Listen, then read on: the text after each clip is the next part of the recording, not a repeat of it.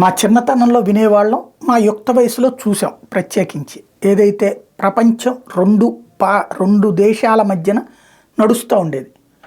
రెండు దేశాల మధ్యనే అన్ని దేశాలు అటన్నా ఉండాలి, ఇటన్నా ఉండాలి. ఒకవైపు యుఎస్ఏ, ఇంకోవైపు యుఎస్ఎస్ఆర్. ఆ యుఎస్ఎస్ఆర్ కాస్త ఆఫ్ఘనిస్తాన్తో సుదీర్ఘకాలపు యుద్ధం కారణంగా ఆర్థికంగా దెబ్బతినిపోవడంతో ఉట్టి రష్యాగా మిగిలిపోయి అందులో దేశాలన్నీ ముక్క చెక్కలు అయిపోయినాయి. అందులోని రాష్ట్రాలు దేశాలుగా అయిపోయినాయి.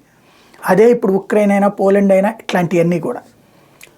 అలాంటి రష్యాలో ఉన్నటువంటి పార్ట్లన్నింటినీ నాటోలో చేర్చేసుకుని రష్యాకి చెక్ పెడుతూ శాశ్వతంగా ఇక మళ్ళీ యుఎస్ఎస్ఆర్ తయారు కాకుండా చూసుకొస్తుంది అమెరికా. ఇప్పుడు పుతిన్, ఆనాడు ఒక సాధారణ కేజీబీ గూఢచారైనటువంటి పుతిన్ తన దేశాన్ని మళ్ళీ యుఎస్ఎస్ఆర్గా మార్చాలన్న కళ ప్రారంభించి తర్వాత దేశాధ్యక్షుడే ఇవాళ రోజున చక్రాలు తిప్పుతున్నాడు. ఫైనల్గా అమెరికాకి ఎడ్డమంటే తెడ్డమంటున్నాడు. ఇప్పటికీ రివర్స్ కూటమిలో కొంత ముందడుగు వేయగలిగాడు. ఉత్తర కొరియా, ఇరాను, చైనా ఇప్పుడు అమెరికాకి వ్యతిరేకంగా రష్యాకు అనుకూలంగా ఉంటున్నాయి.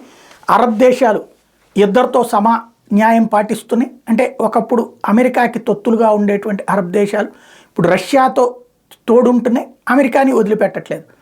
అలాగా తమ ముద్ర పెంచుకుంటూ వచ్చాడు. ఇప్పుడు ఆఫ్రికన్ కంట్రీస్లో సేమ్. ఇవాళ ఏకంగా నైగర్కి సంబంధించిన వ్యవహారంలో కీలక పాత్ర పోషిస్తున్నాడు. నైగర్లో ఉన్నటువంటి సైన్యానికి రష్యా శిక్షణ ఇప్పించబోతోంది. తద్వారా ఆఫ్రికన్ కంట్రీస్లో ఉన్నటువంటి సైన్యాలకి రష్యా శిక్షణ ఇవ్వడం ద్వారా ఒకప్పుడు అమెరికా చేసేది అట్లాంటి పని. తద్వారా తన ఇన్ఫ్లుయెన్స్ ఆఫ్రికా ఖండంలో విస్తరించుకుంటూ ఉన్నాడు. క్రమంగా పెద్దన్న పాత్ర దిశగా అమెరికాతో పోటీ పడే వైపుకి రష్యా వెళ్తోంది.